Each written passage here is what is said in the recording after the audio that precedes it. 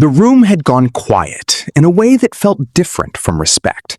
It was the kind of silence that settles in when someone with credentials and a reputation for being unbeatable has just drawn a line in the sand, and everyone present is watching to see who will be brave enough to step across it. A Krav Maga expert, trained by one of the most battle-hardened combat systems on Earth, had just dismissed Filipino knife fighting in front of an audience of martial artists and military practitioners. He had not done it with malice, necessarily, but with the particular confidence of a man who had never been seriously tested by what he did not yet understand. What happened next would not just change the atmosphere in that room. It would force an entire community of combat professionals to rethink everything they thought they knew about which fighting systems truly belong at the highest level of the world stage. To understand why that moment carried so much weight, you have to go back to the origins of the two systems that collided that day. Krav Maga, whose name translates from Hebrew as contact combat, was born from necessity. In the late 1930s, a young Hungarian-born martial artist named Emil Lichtenfeld found himself defending Jewish neighborhoods in Bratislava from violent anti-Semitic groups. He quickly discovered that the rules of sport and the techniques of competitive wrestling and boxing meant almost nothing in a real street confrontation. He began stripping away what was decorative and keeping only what worked. When he eventually immigrated to the land that would become Israel and joined the Haganah paramilitary organization, he carried those hard lessons with him. By the time the Israel Defense Forces were formally established in 1948, Lichtenfeld was its chief instructor for physical fitness and hand-to-hand combat, and Krav Maga was its soul. What Krav Maga built its legend on was aggression, directness, and adaptability. It borrowed from boxing, wrestling, street fighting, and judo, welding them into a single system that could be taught rapidly to conscripted soldiers who had no years to spend on perfecting form. Its philosophy was unapologetic. Threaten the most vulnerable targets. End the confrontation as quickly as possible. Show no hesitation. These were not the ideals of a sport. They were the principles of survival, and they made Krav Maga one of the most widely adopted combat systems in the world. Israeli special forces, law enforcement units, intelligence agencies, and eventually civilian schools on nearly every continent embraced it. To many in the global martial arts community, it represented the gold standard of practical fighting. That perception, however well earned, also carried a shadow of arrogance into rooms where other traditions had equally deep roots and equally serious credentials. Filipino martial arts, known by the names Kali, Eskrima, and Arnis, depending on region and tradition, did not arrive at the international stage through institutional promotion or military branding. They arrived through the hands and the movements of Filipino immigrants, grandmasters, and warriors who had been carrying this knowledge for centuries before the modern world thought to pay attention. The origins of Kali stretch back to the pre-colonial Philippines, to indigenous tribes whose fighting systems were already complex, weapons-based, and ruthlessly practical long before Spanish ships appeared on the horizon. When Ferdinand Magellan arrived in 1521 and encountered the forces of Datu Lapu-Lapu on the island of Mactan, his armored conquistadors, with their European swords, were outmaneuvered and outfought by warriors using blades and techniques they had never seen before. Magellan died on that beach. The Filipino fighting tradition did not. The Spanish colonial period should have ended Kali. Colonial authorities attempted to suppress indigenous martial practices, recognizing them as tools of resistance and sources of cultural pride that could fuel rebellion. But Filipino practitioners did what their ancestors had always done when something precious was threatened. They hid it inside plain sight. Kali techniques were disguised within ceremonial dances, folk performances, and theatrical presentations where the movements of combat were embedded so naturally that untrained observers saw only art and entertainment. For more than 3 centuries, the knowledge survived this way, passed from master to student in communities across the islands, preserved through the same resilience and ingenuity that had defined Filipino warriors since before written records began. By the time the colonial era ended, Kali had not just survived. It had grown richer, more nuanced, and more deeply connected to Filipino identity than ever before. The 20th century changed everything about how the world saw Filipino martial arts, and the transformation began quietly in the hands of Filipino workers and veterans who crossed the Pacific and settled on the American West Coast. As early as the 1920s, Arnis practitioners had brought their knowledge to Hawaii and California, but the teaching was kept tightly within Filipino communities for decades. Elders guarded the art carefully, viewing it as a cultural inheritance that outsiders had not earned the right to access. That began to shift in the late 1960s, when figures like Angel Caballas started opening their training to students outside the community, often facing sharp criticism from traditionalists who felt the sacred was being made public. The controversy did not slow the spread. If anything, it confirmed that what these masters carried was genuinely dangerous knowledge, the kind that once seen could not be unseen. The moment that accelerated Filipino martial arts into the global consciousness came through an unlikely channel. Bruce Lee, already one of the most influential martial artists in history, became deeply invested in Kali after training with Dan Inosanto, a Filipino-American martial artist and one of the foremost practitioners of his generation. Inosanto had been a student of multiple Kali grandmasters and had developed an encyclopedic understanding of the system's weapons applications, footwork, and flow. When Lee encountered what Inosanto was demonstrating, he recognized immediately that he was looking at something that challenged and expanded his own formidable knowledge. He incorporated Kali concepts directly into his personal system and training methods. When Bruce Lee began publicly crediting Filipino martial arts as a significant influence, the global martial arts community took notice, in a way it had not before. What made Kali genuinely unsettling for practitioners from other traditions who encountered it for the first time was not just its speed or its efficiency, though both were remarkable. It was the complete reversal of the standard learning sequence. Most martial arts systems in the world begin with empty hand techniques and only introduce weapons later, treating them as an advanced extension of a foundation already built. Kali inverts this entirely. A student begins with weapons from their very first session, typically training with a rattan stick that represents both stick and blade. The reasoning behind this is tactical and deeply intelligent. When you train with a weapon first, every angle of attack, every defensive movement, and every positional decision is made with the awareness of what a blade can do. The muscle memory formed in weapons training then transfers naturally to empty hand work. What this means in practice is that a Kali practitioner who is disarmed is not diminished. Their body is already conditioned to move as though they are armed. The knife work in Kali is not simply a subcategory of the system. It is one of its defining characteristics, and the area where its reputation among serious military and law enforcement trainers is most fierce.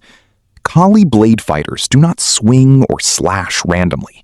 They target specific anatomical points where the body is most vulnerable to a blade: the neck and the carotid arteries, the inner thigh where the femoral artery runs, the abdominal region above the stomach. The approach is clinical, fast, and structured around the understanding that a blade encounter in real life is almost never a prolonged exchange. It is a matter of seconds. The practitioner who is trained to move immediately, precisely, and without telegraphing intention is the practitioner who walks away. This is not sport. This is the framework that the Philippine Armed Forces uses to train its own soldiers, and that it has shared with allied American forces in joint training exercises. The adoption of Kali techniques by elite military units around the world is not a new development, though it is one that many people outside the special operations community are unaware of. The United States Army incorporated elements of Kali into its close-quarters combat curriculum because the system offered something that most hand-to-hand programs lacked, namely a comprehensive weapons framework that was fast to learn and devastating to apply. Even more striking is the documented connection between Kali and Russian Spetsnaz training. According to researchers and practitioners with access to the Russian Special Forces training world, the knife-fighting methods used by Spetsnaz units can be traced directly to principles found in Kali and Eskrima grandmasters have, on occasion, been brought in to run dedicated training sessions for those elite units. This is the tradition that the Krav Maga expert had casually dismissed. He was not wrong to be confident in his system. He was wrong to assume that nothing outside his experience could meet it. The encounter at the center of this story took place at an international martial arts seminar that had drawn practitioners from across multiple disciplines and multiple countries. These were not casual hobbyists filling a weekend. They were professionals, instructors, military veterans, and law enforcement trainers who approached combat knowledge with the same seriousness a surgeon applies to a procedure. The Krav Maga trainer had been invited as a featured presenter, and his credentials were legitimate. He had trained within the IDF system, had real operational experience, and carried himself with the authority that comes from having been tested under pressure that most people never face. When the subject of knife defense came up during a panel discussion, he made a remark that drew laughter from part of the room. Filipino knife fighting, he suggested, was elaborate for the sake of being elaborate. In a real confrontation, he said, complexity was the enemy of survival. The remark did not go unanswered. A Filipino practitioner seated in the audience, a man who had spent decades studying under multiple Kali grandmasters and had incorporated the art into his own professional background in security and close protection work, raised his hand. He did not respond with anger or with a speech. He asked a simple question. Would the trainer be willing to do a demonstration? Not a full contact exchange, but a structured scenario drill of the kind used in professional force-on-force training, with training blades and safety equipment, designed to simulate the speed and commitment of a real encounter. The Krav Maga trainer agreed. He had, after all, just publicly characterized Filipino knife work as impractical, and declining would have said something about his confidence that he was not prepared to communicate. What followed was not a beating. It was not a humiliation in any crude sense. What it was, for everyone present who understood what they were watching, was a revelation. The Filipino practitioner did not engage in the slow, flowing demonstration that the Krav Maga trainer had perhaps been expecting from a traditional martial artist performing for an audience. He moved with a speed and economy of motion that gave his opponent almost no time to react with the aggressive forward pressure that Krav Maga relies on to neutralize a threat. He controlled the engagement at a distance that made the Krav Maga trainer's trained responses effective only in theory, because by the time those responses could be applied, the geometry of the situation had already changed. The training blade made contact multiple times in locations that any experienced practitioner recognized as lethal. The exchange lasted less than 8 seconds. The silence that followed was different from the one at the beginning of the session. The earlier silence had been the polite tension of an audience watching a confident man make a controversial claim. This silence was something deeper. It was the silence of people recalibrating. The Krav Maga trainer was composed and professional in the aftermath. To his credit, he did not make excuses. He asked the Filipino practitioner to explain the principles behind what he had just done, and the two men spent the next 30 minutes in what became one of the most valuable exchanges of the entire seminar. Observers described it afterward as a masterclass in how two serious combat systems can meet each other not as rivals but as teachers. But the lesson that had been delivered in those 8 seconds was not about technique. It was about what happens when expertise meets a tradition it has underestimated. The demonstration sparked a conversation in the wider martial arts and military training community that extended far beyond that room. Videos of similar cross-training exchanges between Krav Maga practitioners and Filipino martial artists had already been circulating online, often showing results that surprised audiences unfamiliar with how Kali functions under pressure. What those exchanges consistently demonstrated was not that one system was superior to the other in every scenario or every context. What they showed was that the knife work embedded in Kali represented a level of technical sophistication and combat efficiency that had been earned over centuries of actual conflict, and that dismissing it on the basis of surface-level impressions was a mistake that no serious professional could afford to make twice. The conversation was no longer about which system was better. It was about what each system could learn from the other. The cross-pollination between Krav Maga and Filipino martial arts is not a new phenomenon, even if that seminar brought it into sharp focus for a new audience. Since the early 21st century, multiple Krav Maga lineages have formally incorporated Arnis, Kali, and Eskrima concepts into their curriculum, specifically in the area of knife offense and defense. This is entirely consistent with Krav Maga's foundational philosophy, which has always treated itself as a living system rather than a fixed tradition, one that borrows from whatever works and discards whatever does not survive contact with reality. The fact that Kali techniques earned a permanent place in that evolutionary process is itself a testimony to the depth and effectiveness of what Filipino martial artists have been developing and refining for hundreds of years. For Filipino practitioners, the growing recognition of Kali on the world stage carries a weight that goes beyond martial arts. It is connected to a larger story about cultural visibility and historical respect. For decades, the Philippines produced athletes, soldiers, and martial artists whose contributions were acknowledged quietly and then absorbed into other traditions without full credit. Filipino guerrilla fighters in the Second World War used Kali-informed blade techniques to survive and resist an occupying force that vastly outnumbered them. The Bolo Battalion, Filipino soldiers who fought under the United States Armed Forces in the Far East during the war, carried traditional blades into combat, not as symbols, but as weapons they knew how to use with lethal precision.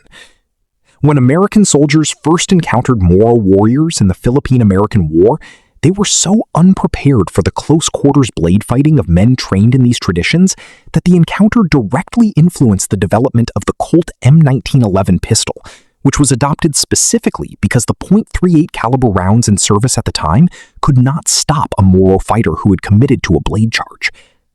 Filipino martial culture had shaped American military hardware, but the world had not been told that story clearly enough. The Mama Sapano incident of 2015 brought the real-world effectiveness of Filipino knife combat back into sharp public focus in a way that shook even those who thought they understood what Kali was capable of. During that tragic operation in Mindanao, a survivor from the Philippine Special Action Force, surrounded and outgunned, used a survival knife and the fighting instincts of a practitioner trained in traditional Filipino bleed techniques to defeat 9 armed assailants who had attempted to overwhelm him through superior numbers. He survived. They did not.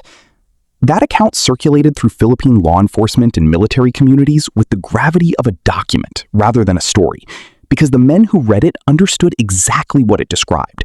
It described a human being operating in conditions of absolute extremity and drawing on a fighting tradition old enough to have defeated European conquerors on a beach in 1521.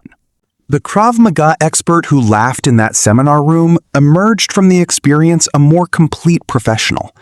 In interviews and training sessions afterward, he spoke about the Filipino practitioner not as an opponent he had faced, but as an instructor who had given him something he had not known he was missing. He began incorporating Kali-based knife defense principles into his own teaching, not because he had abandoned Krav Maga, but because genuine expertise has never been threatened by learning. The best combat systems in the world are the ones that remain open to revision, that treat every honest encounter as an opportunity to improve rather than a contest of pride. Both Krav Maga and Kali, at their best, embody that principle. The story of that seminar room is ultimately not about which tradition won. It is about what happens when two serious systems stop talking past each other and start listening. The legacy of Filipino martial arts is still being written, and the chapter being added right now is one of the most significant in the art's long history. Kali is taught in military academies, law enforcement training programs, and special operations units on multiple continents. It is practiced in gyms and schools in dozens of countries by students who may not know the full weight of the cultural inheritance they are taking on. Every time a practitioner flows through a Sinawali drill or executes a blade defense with that distinctive combination of precision and speed, they are carrying forward something that survived colonization, suppression, war, and the condescension of people who assumed that because something came from a small archipelago in Southeast Asia, it could not stand shoulder to shoulder with the combat systems of larger, louder nations. It can. It always could. That Krav Maga expert simply had to find out the hard way.